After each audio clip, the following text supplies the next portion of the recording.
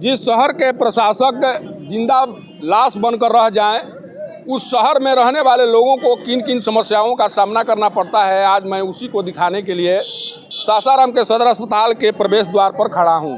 ये सासाराम का सदर अस्पताल है, जहां पर प्रत्येक दिन सैकड़ों की संख्या में मरीज इलाज कराने के लिए आते हैं। क्रिटिकल मरीज भी आते हैं, क्योंकि जब उन्हें इलाज की ज़रूरत पड़ती है तो सासाराम के सदर अस्पताल में उन्हें लाया जाता है इलाज कराने के लिए। लेकिन जब मरीजों को इलाज कराने के लिए सासाराम के सदर अस्पताल में लाया जाता है, तब उन्हें किन स्थितियों का सामना करना पड़ता है, आज मैं खबर के माध्यम से यही दिखाने वाला हूं।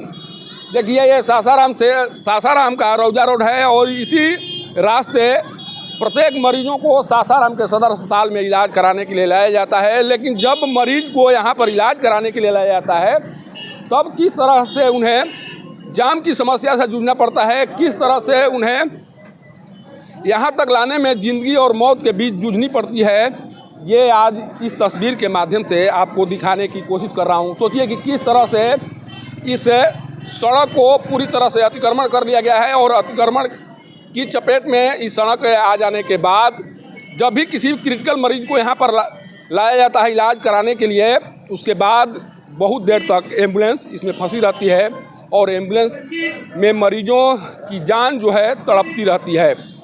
आखिर रोहतास डीएम मुद्दा सिंह अपने चेंबर में बैठकर क्या कर रही हैं? क्यों न कहा जाए कि वो जिंदा लाश बनकर रह गई हैं। अगर वो जिंदा लाश बनकर नहीं रहती तो शायद उनके द्वारा इस तरह की समस्याओं को देखने का प्रयास किया जाता। लेकिन अगर वो अपने चेंबर से निकलकर सासाराम शहर में रहने वाले लोगों की समस्याओं को जानने का प्रयास उनके द्वारा नहीं किया जा रहा है, तो इन्हें क्या कहा जाए, उनके लिए किन शब्दों का प्रयोग किया जाए, आप खुद समझ सकते हैं। सोचिए कि अगर जाम की समस्या के कारण किसी भी मरीज की जान चली जाती है तो क्या होगा। इस तरह की स्थिति प्रत्येक दिन यहाँ पर दिखाई पड़ती है। इसके बाद में भी इस रोड से अतिक्रमण का जो मामला है, इस रोड पर जो अतिक्रमणकारी हैं उनके विरुद्ध कार्रवाई नहीं हो रहा है, तो ये क्यों न कहा जाए कि जितने अतिक्रमणकारी हैं उनके द्वारा प्रशासन को कोई चढ़ावा चढ़ाया जा रहा है या प्रशासन को भेंट चढ़ाया जा रहा है, जिस कारण से इन लोगों के विरुद्ध कार्रवाई नहीं हो रही है। अगर आप संग्रहालय परिसर में कहीं अन्य जगह पर गाड़ी लगा देते हैं तो तुरंत आपके वाहन का चालान काट दिया जाता है। लेकिन यहाँ पर प्रत्येक चिकित्सक हैं जो क्लिनिक खोलकर बैठे हुए हैं, लेकिन किसी चिकित्सक के पास पार्किंग की व्यवस्था नहीं है। जो भी चिकित्सक यहाँ पर चिकित्सालय खोले हुए हैं, किसी के पास पार्किंग की व्यवस्था नहीं है और जितने भी मरीज आते हैं इलाज कराने के लिए, उनके द्वारा बीच सड़क पर वाहन को खड़ा कर दिया जाता है। देखिए किस तरह से वाहन को सड़क पर खड़ा करके मरीज इलाज कराने के लिए चिकित्सकों के पास जाते हैं। आखिर चिकित्सक से यह क्यों नहीं पूछा जाना चाहिए कि आपके क्लिनिक के कारण जो सड़क पर जाम की समस्या उत्पन्न हो रही है, इसके लिए किसको जिम्मेवार ठहराया जाए और आप पर कार्रवाई क्यों नहीं किया जाए?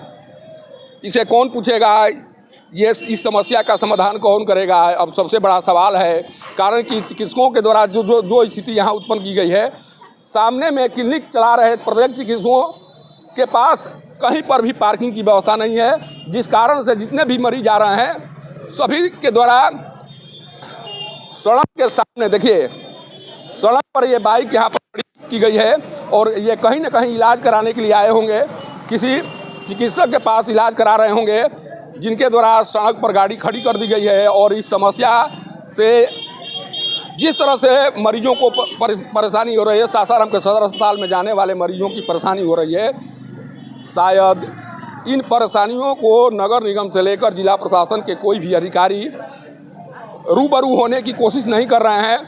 इस जाम की समस्या से न तो उनके रिलेटिव परेशान हो रहे हैं, न उनके किसी शुभचिंतक को परेशानी हो रही है। इसीलिए जितने भी अधिकारी हैं केवल इस नज़ारे को देख रहे हैं और उन्हें मज़ा आ रहा है, क्योंकि मरीजों की परेशानी लगातार बढ़ रही है और इस परेशानी को देखकर वो मज़ा ले रहे हैं। और यही कारण है कि सासाराम शहर में इस तरह की समस्याएं लगातार बढ़ती जा रही है और इन समस्याओं का सामना प्रत्येक दिन मरीजों को करना पड़ रहा है।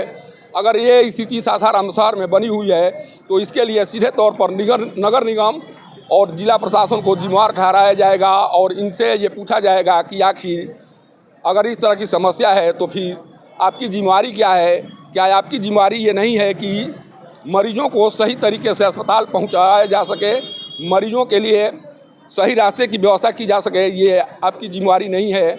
और जब इस तरह की जिम्मेवारी अधिकारियों के द्वारा नहीं उठाया जाएगा तो नीतीश कुमार के कार्यकाल में यही माना जाएगा कि सारे अधिकारी बेलगाम हो चुके हैं और उन पर कोई शिकंजा कसने वाला नहीं है। सासाराम से पब्लिक न्यूज़ के लिए सत्येंद्र चौबे की रिपोर्ट।